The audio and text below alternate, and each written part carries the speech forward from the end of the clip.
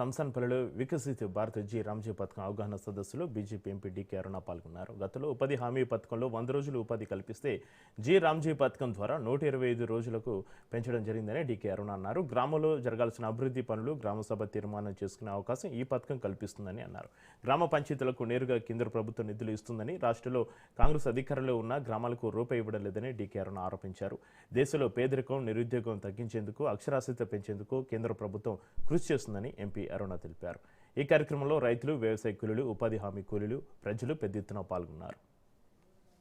Scheme కూడా మంత్రులు మాట్లాడుతున్నారు. మా నిధులు 40% కేంద్రంవి, 60% మావి అని. అసలు పథకం అసలు ఎక్కడి నుంచి వచ్చింది, ఏ పథకంలో ఎవరి నిధులు ఎన్ని కూడా సరిగ్గా అవగాహన లేకుండా మాట్లాడితే, ఈ రోజు ఫేజ్ వైజ్ గా అమృత్ కింద నిధులు వస్తున్నాయి. ఫస్ట్ ఫేజ్ కింద డ్రింకింగ్ వాటర్ కి వచ్చినాయి, నీళ్ళ ట్యాంకులకు వచ్చినాయి, పైప్ లైన్లకు వచ్చినాయి, పార్కులకు వచ్చినాయి, డ్రైనేజీలకు వచ్చినాయి. ఎక్కడెక్కడ నీటి సరఫరా లేదో సరఫరా చేయడానికి మొత్తం ఆ కాలనీలకు ఎక్స్టెండ్ చేసే విధంగా వాటికి నిధులు వచ్చినాయి. ఆ ప్యాకేజీలో మొత్తం అమృత్ కింద టౌన్ అంతా కూడా మున్సిపాలిటీలో ఉన్నటువంటి పట్టణ ప్రాంతంలో ఉన్నటువంటి అన్ని ఇండ్లకు కూడా తాగునీరు అందించడానికి పైప్ లైన్ వచ్చింది. దాంట్లో మళ్ళీ సెకండ్ ఫేజ్ కింద కూడా నిధులు విడుదలైనాయి. చెరువులు కానీ, ట్యాంక్స్ ఉంటే ట్యాంకులు కానీ, వాటి యొక్క సుందరీకరణ కోసం కానీ, మున్సిపాలిటీలో ఉన్నటువంటి ట్యాంకులు ఉంటే వాటిని డెవలప్ చేసుకోవడానికి కానీ, మళ్ళీ అదనంగా అమృత్ 2 కింద నిధులు శాంక్షన్ అయినాయి ప్రతి మున్సిపాలిటీలో. నిన్నగాక మొన్న ఆత్మకూరులో పోయి మంత్రి గారు పోయి అసలు మాకు సమాచారం కూడా ఇవ్వకుండా, కేంద్ర ప్రభుత్వం పథకం ఇది,